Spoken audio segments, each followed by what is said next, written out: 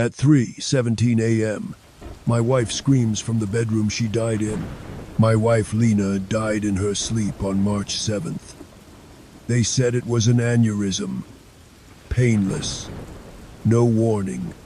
One moment, she was warm beside me, her breath soft against my neck. The next, she was cold, still, her lips parted slightly, like she was trying to say something. They said it was peaceful.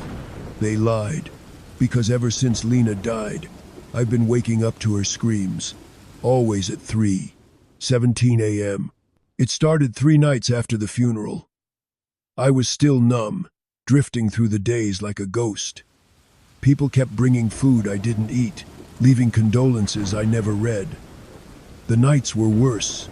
That's when the silence settled in. That's when I started hearing everything. The creaks and the whispers echoing through the house that suddenly felt too empty.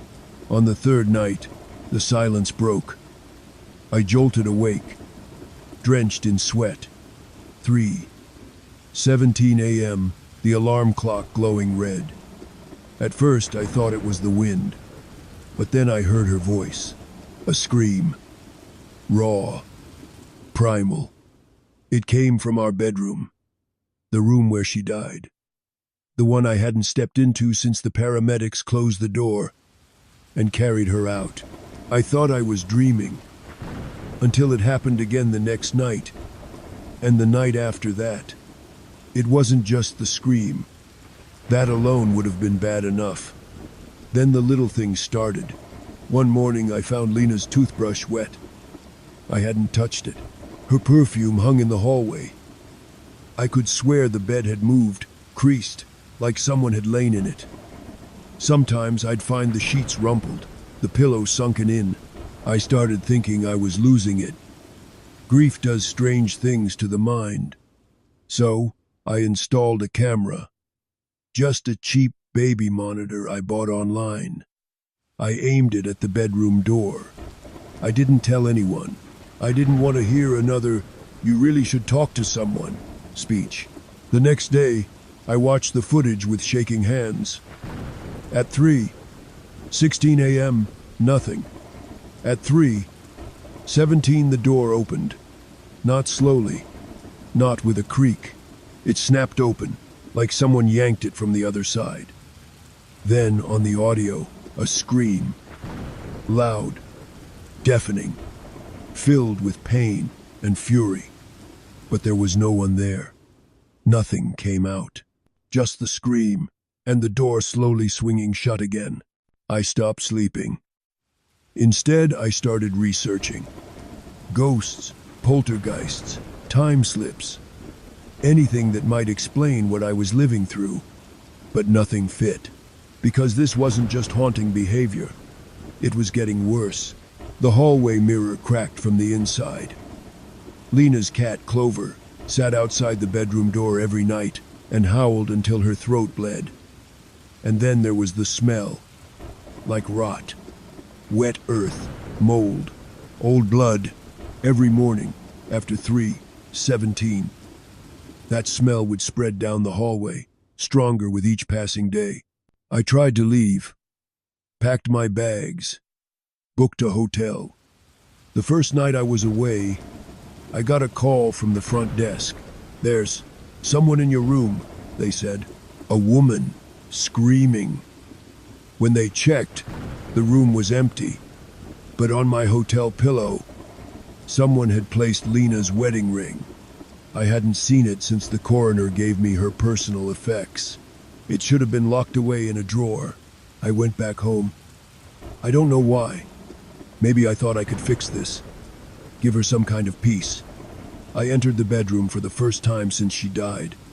The air was thick, heavy.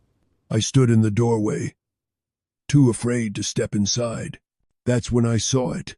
A footprint, pressed into the carpet by her side of the bed. Small, bare just like hers, but it was soaked. The fibers around it dripped. Dark, muddy water pooled beneath it. I stepped back, slammed the door shut. That night, I installed 2 cameras, one at the door, one inside the room, facing the bed.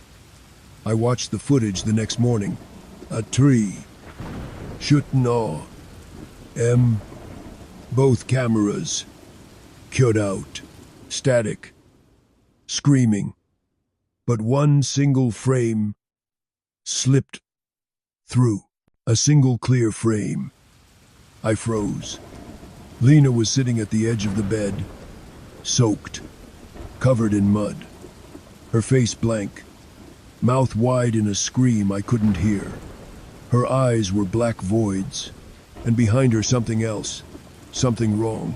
A figure, tall, blurred, its hands resting on her shoulders. No face, just teeth, hundreds of them, all smiling. I called a priest. He refused to enter the house, said he'd never felt anything like it, said this wasn't a haunting. It's a passage, he whispered. She's a door now. I didn't understand what that meant. Not until I found the hole. It was behind the headboard, a patch of wall that had started to peel. The wallpaper came away like wet skin. I pulled it back. There was nothing behind it. No drywall, no beams, just black. A tunnel, maybe 2 feet wide, stretching into total darkness.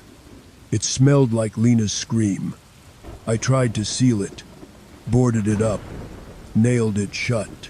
That night, I woke up with my mouth wide open, choking on mud.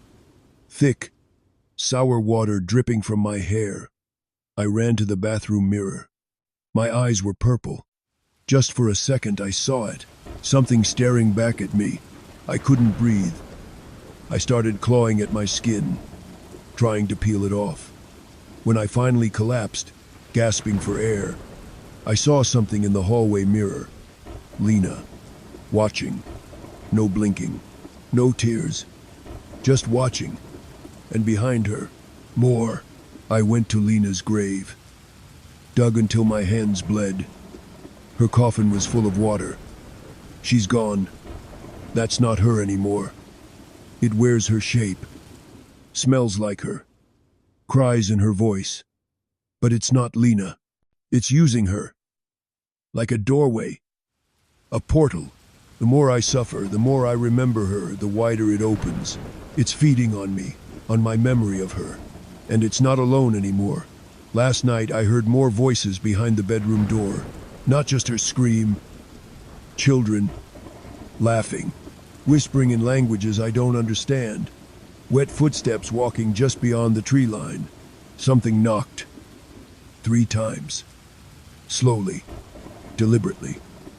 When I didn't answer, they whispered through the keyhole, "Let her in. I can't leave." I tried again yesterday. Took the highway. Drove for hours. But the sky went dark at 3:17. My phone screen cracked. My car died. And I woke up at home. Mud on my shoes. Her perfume hanging in the air. The hole is bigger now. I can hear the wind passing through. Only, there's no wind in there. Just breathing. They're coming through. She was the first. The breach. A doorway made of sorrow. I think I loved her too much. Maybe that's what let it in. My memory of her was too strong, too vivid. It opened something. They say if you grieve hard enough, you invite the dead back in. But I didn't invite her. I invited them. I don't sleep anymore. But every night I lie in bed and stare at the door. And every night, at 3:17 a.m., it opens a little more. She's closer now. She's standing just outside the door. Mouth open, arms limp. She doesn't blink. And behind her, the teeth are smiling. They're almost through. I think tomorrow she'll step inside. I think tomorrow they all will. And when they do, I'll be waiting. Follow for more stories like this.